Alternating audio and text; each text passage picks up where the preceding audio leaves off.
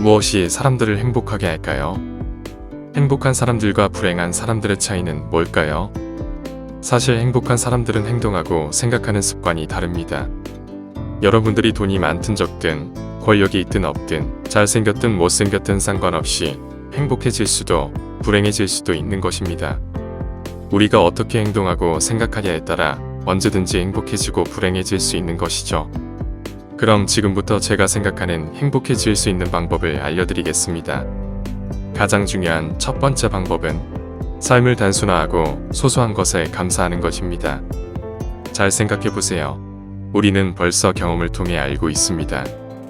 새 자동차, 멋진 명품, 5성급 호텔에서의 해외여행 같은 것은 부자들에게는 늘상 언제든지 접할 수 있고 가질 수 있는 것들이기에 이걸로 행복감이나 감동을 느끼지는 못합니다.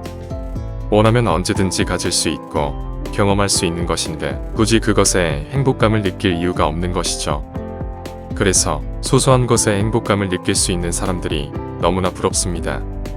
가족의 건강, 회사 동료와의 커피 한 잔, 따뜻하고 편안한 침대 등 우리 주변의 소소한 것들은 너무나도 많습니다.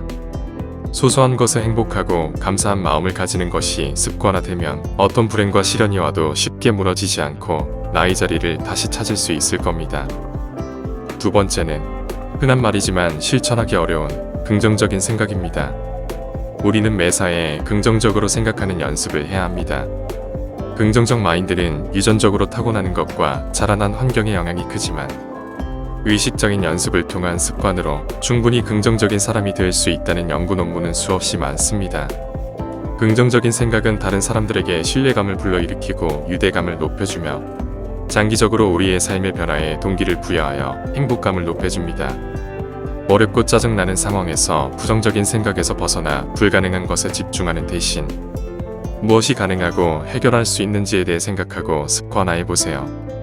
예를 들어 코로나에 걸렸든 지난 집중 호우에 내 차가 침수되었든 직장에서 해고되었든 간에 이러한 상황에서 부정적인 생각에 집중하는 것은 우리의 에너지를 소모하고 상황을 악화시킬 뿐입니다.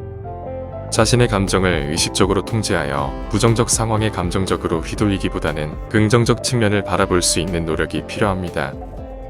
세 번째는 자기 자신을 있는 그대로 받아들이는 것입니다.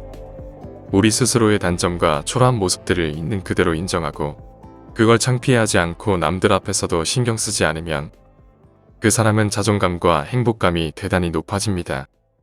왜냐하면 이 단계가 되면 타인이 나를 어떻게 평가하든 내가 슬퍼하고 신경 쓸 이유는 없다 이렇게 생각하거든요.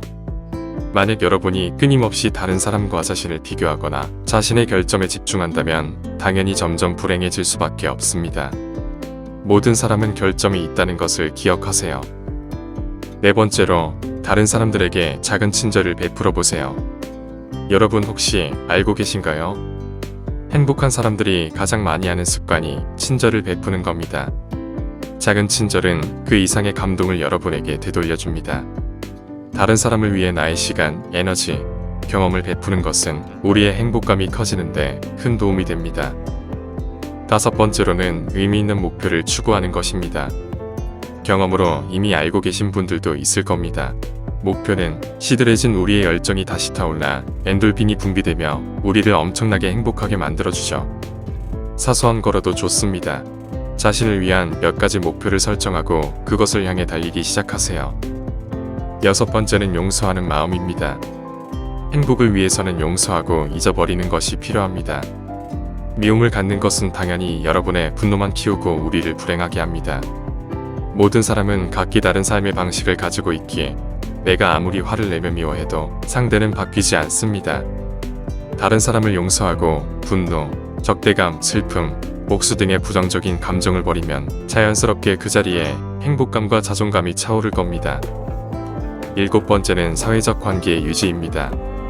인생에서 갖는 사회적 관계는 행복의 큰 부분을 차지합니다.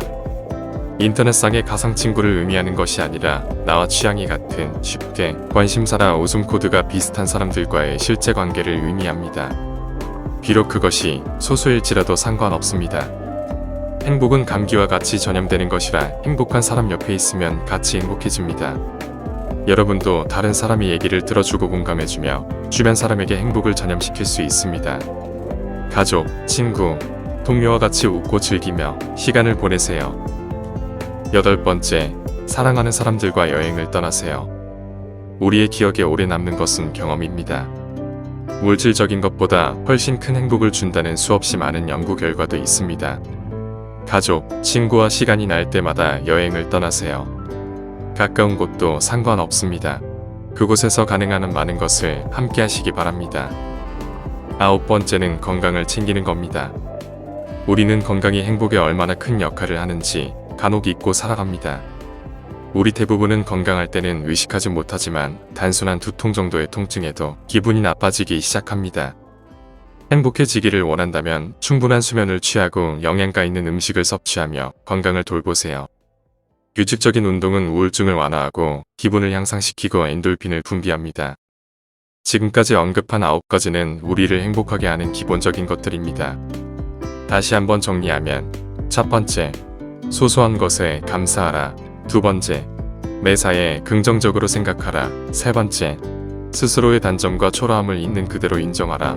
네 번째, 타인에게 작은 친절을 베풀어라. 다섯 번째, 의미 있는 목표를 추구하라. 여섯 번째, 용서하는 마음을 가져라. 일곱 번째, 취향이 같은 사람과 관계를 유지하라. 여덟 번째, 사랑하는 사람과 여행을 떠나라. 아홉 번째, 건강을 챙겨라입니다. 하나씩 습관화하며 지켜나가면 자연히 여러분의 웃는 나날이 점점 늘어날 겁니다. 오늘도 끝까지 시청해주셔서 감사합니다.